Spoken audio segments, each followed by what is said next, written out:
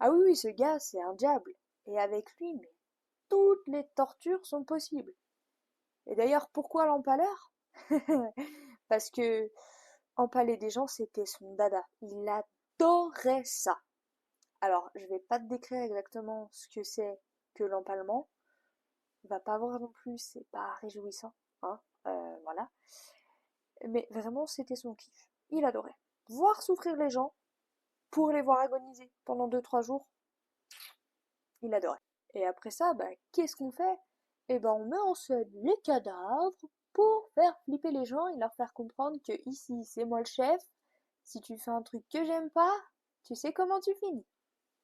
Et pour dire, on estime qu'en 6 ans, il aurait tué 40 000 personnes. Ah, et Vlad aussi, ce qu'il va adorer, c'est trahir le sultan, avec qui il était copain pourtant, hein, au début, pour se retourner vers le roi de Hongrie. Et bah, du coup, ça va déclencher une petite guerre, hein. Alors au début, l'armée de Vlad va y aller nickel.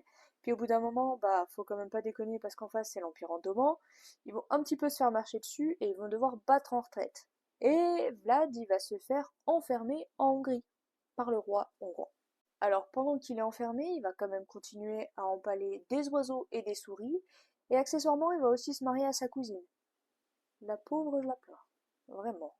Mais bon, Vlad, il veut quand même récupérer sa petite Valachie. Alors il va passer un pacte avec le roi hongrois pour récupérer sa Valachie en disant je deviens ton vassal après, pas de souci.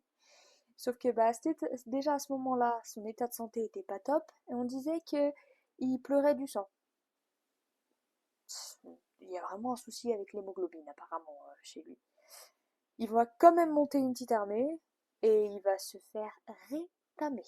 Ça, c'est en 1476. Vlad, il a 45 ans. C'est très vite la débandade dans son armée et il va tomber dans un piège et se faire décapiter. Voilà la fin de Vlad l'Empaleur.